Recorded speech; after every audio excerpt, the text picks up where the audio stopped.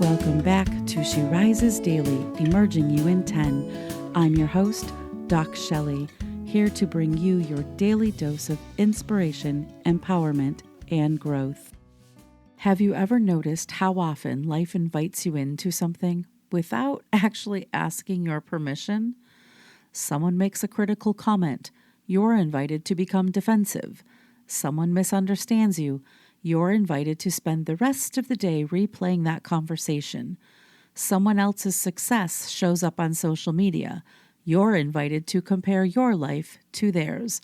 A difficult email lands in your inbox. You're invited to assume the worst. The invitations come all day long. The question isn't whether they will arrive. The question is, which ones are you going to accept? Today, I want to talk about one of the quietest forms of wisdom, learning that you don't have to RSVP yes to everything life offers. Every emotion is an invitation, not a command. Let me be clear. Emotions matter. They are real, they are important, and they aren't always instructions. Feeling offended doesn't automatically mean you need to confront someone. Feeling anxious doesn't automatically mean you're in danger. Feeling inadequate doesn't automatically mean you are inadequate.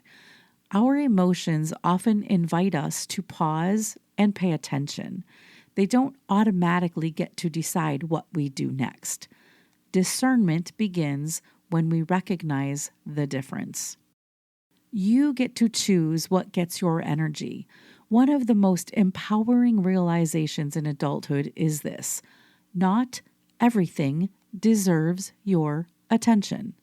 Not every criticism deserves your response. Not every disagreement deserves an argument. Not every misunderstanding deserves a defense. Not every opinion deserves a place in your mind. Energy is a finite resource. Every unnecessary battle you accept costs you something. Wisdom isn't winning every fight. Wisdom is recognizing which battles are worth entering in the first place. One of the things I've learned over the years, sometimes the hard way, is that every conversation comes with a choice. Occasionally, someone will say something that tempts me to defend myself, to explain myself, or prove my intentions. Years ago, I probably would have accepted that invitation immediately. Now, I try to pause first and ask myself, will responding create understanding, or will it simply help me feel momentarily justified? Those are two very different questions. Not every invitation to defend yourself leads to a meaningful conversation. Sometimes the wisest response isn't silence because you're avoiding conflict. It is silence because you've discerned that peace is more valuable than being right. Boundaries are often decisions about invitations. We usually think of boundaries as something we set with other people. Many boundaries begin much earlier. They begin inside us. A boundary is often nothing more than deciding, I am not accepting that invitation. I'm not accepting the invitation to carry guilt that is not mine. I'm not accepting the invitation to compare my beginning to someone else's middle. I'm not accepting the invitation to make someone else's mood my responsibility.